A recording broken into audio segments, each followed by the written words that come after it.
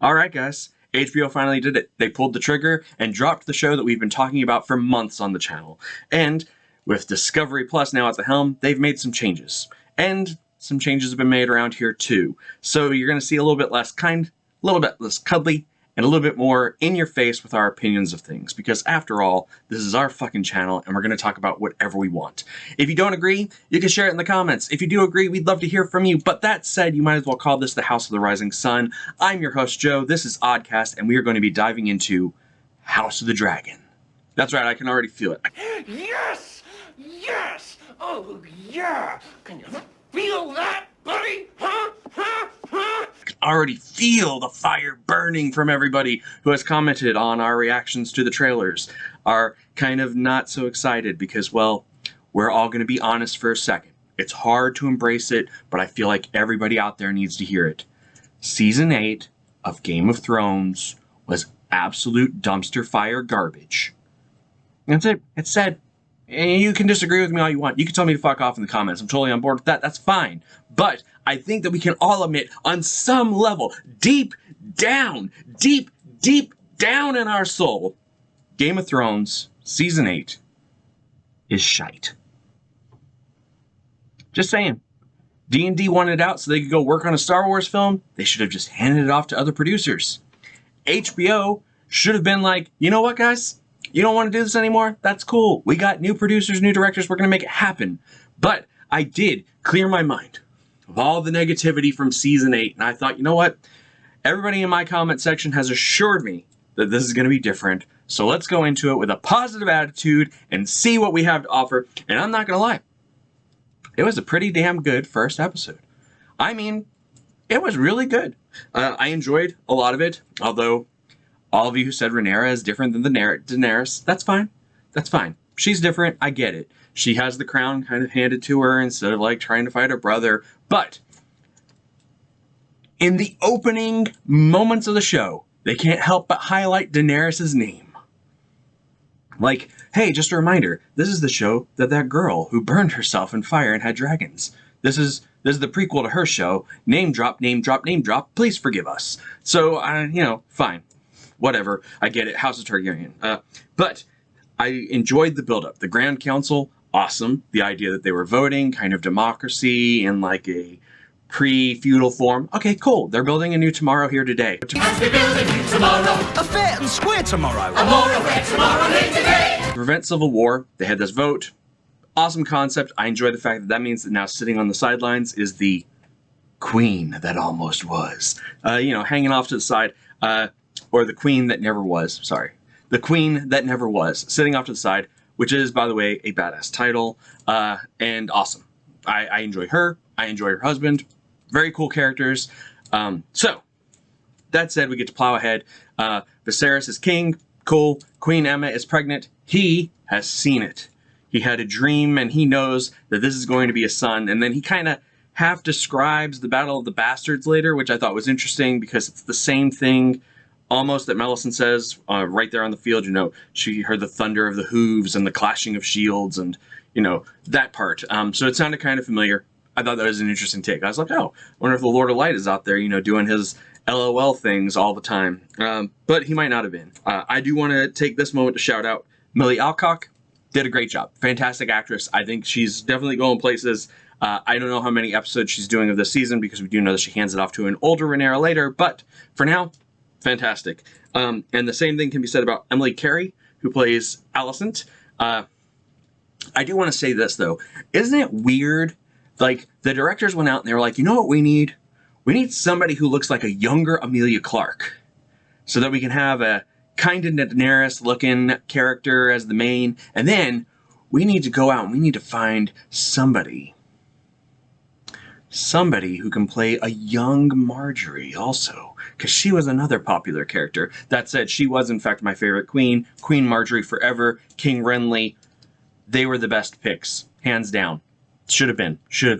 That said, I think that it's really cool that her great-great-grandfather Otto Hightower is kind of the person there, and like, you know, the House of Tyrell and Hightower are eventually going to be the same thing. And Matt Smith, like, that dude is just He is great because he can play this menacing kind of character, but at the same time, like this kind of embraceable character. And that said, I really like Damon. He's like a combination of like Littlefinger mixed with Stannis. So it's just kind of like this mixing things together, mix it up, jumble it, make it happen. I think it's kind of cool.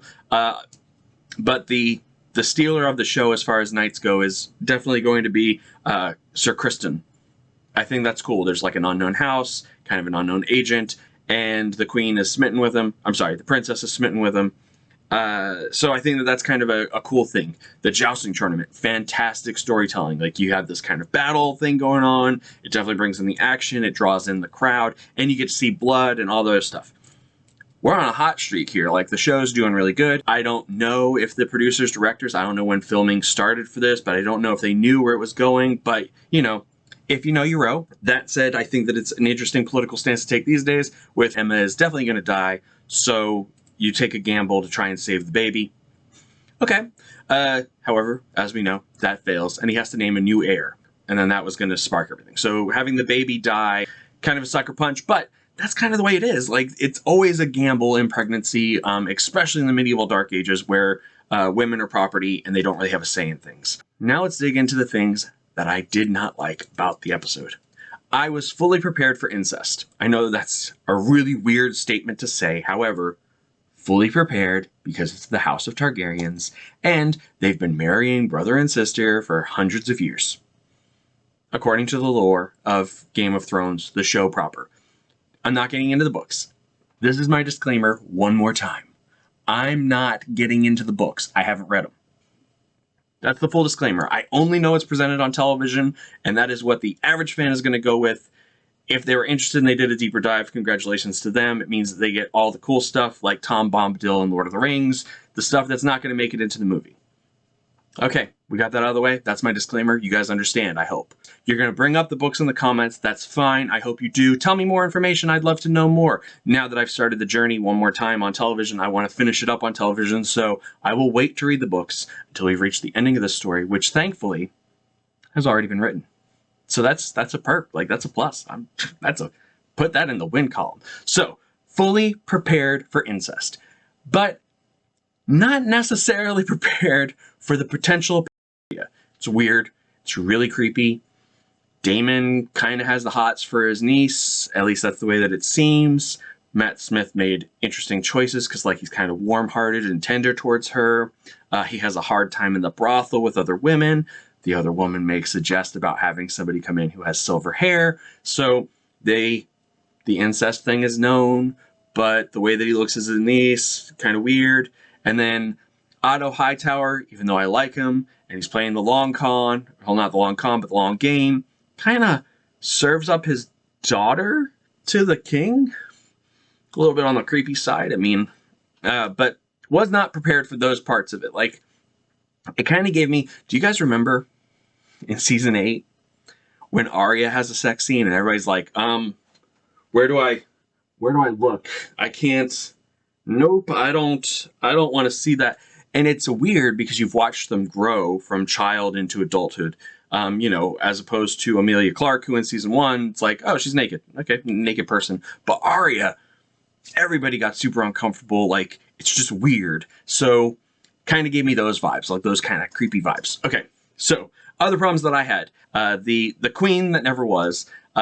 She almost became queen, but then later they make a big deal about there maybe being a queen. So I get it, like they're fighting the patriarchy, but you'd think that the Targaryens, like, have a weighted scale for, I don't know. That just struck me as weird, like they had such a hard time with this. Even Viserys had a hard time, even though he almost wasn't ruler to a woman. So it seemed like a weird choice to me, but I mean, I guess. Also weird that, like, they treat women as property during the pregnancy thing, but then later when the king is discussing his heir, like, none of the dudes sitting at the table come up with, like, the easiest solution, which is, well, your grace, you're going to have to wed somebody very quickly and get them pregnant with an heir.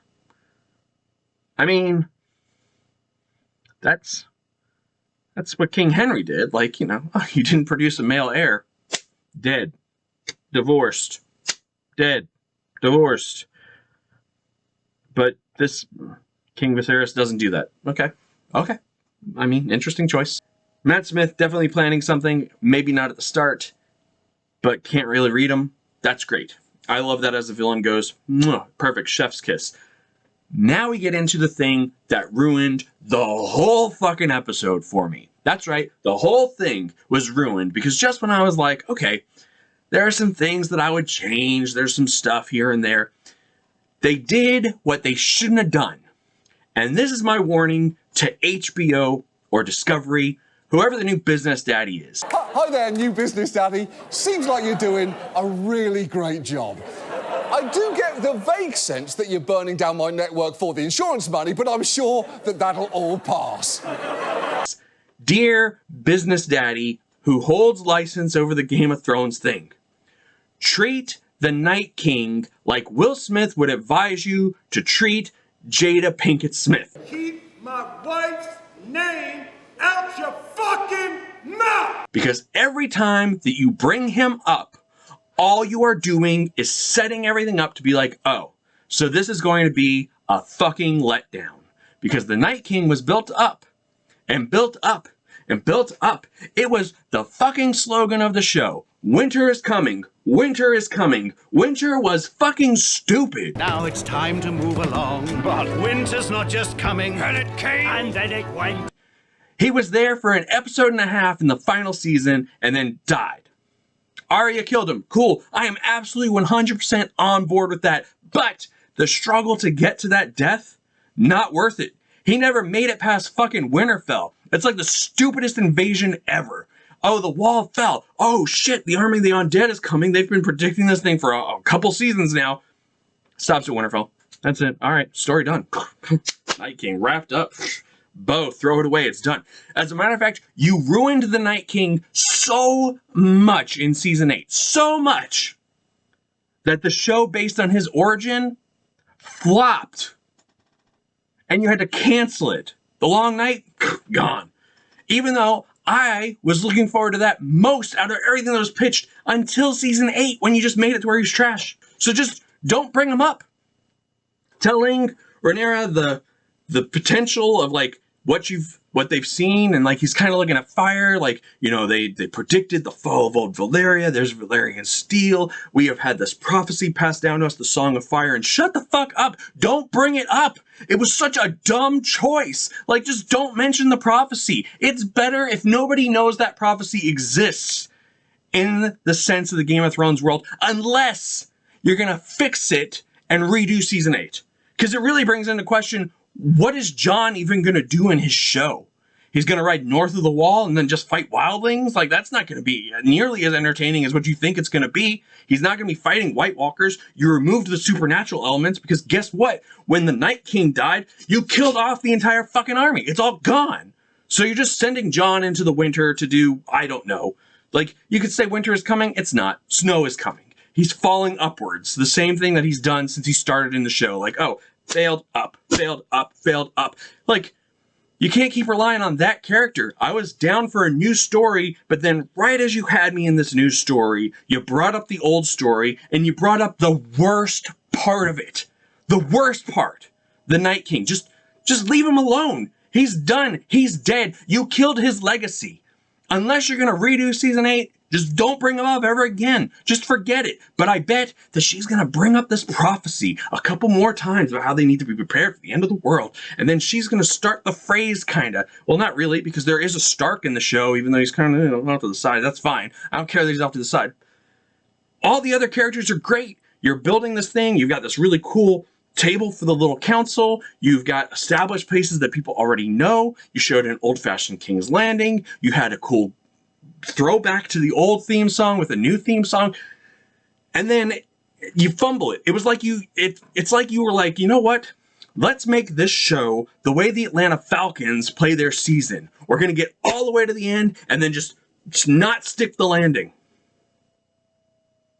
That said, I'm looking forward to episode 2, but I have this feeling deep down that somehow you're going to find another way to bring the Night King into it, and just leave him be. Do the creepy, incestuous, God, creepy thing that you've got going on with Matt Smith and Rhaenyra, that's enough. That's enough to give people the EBGBs without bringing in zombies and the undead and White Walkers. You don't need them. Not at this point. Like, just tell the story. You got dragons, you got combat. That's what everybody was watching Game of Thrones for. Sex, combat, dragons. It wasn't, unless you were paying attention to the underlying story of, like, there's an invasion of undead coming from the north, which really didn't hit the prime time of things until season 7. The only reason that people were watching it, sex, combat, dragons. That's what people wanted. And you had all of it in episode 1. And then you brought in the zombies. Just leave them alone. Just make it dead. Pretend like you stabbed it with Valyrian steel and it shattered into a million pieces, because that is exactly what it did. Alright guys, I want to hear from you in the comments. I know that you've got stuff to say. While you're down there, go ahead and hit that like, even though you didn't like it. Hit the subscribe so that you can yell at me more, and hit the little bell for notifications so that you can know as soon as we film our review of episode 2 of House of the Dragon. So far, off to a good start. I just really wish that they hadn't have brought in the prophecy of the Song of Fire and Ice. Like, just... I'll see you guys next time. Take it easy.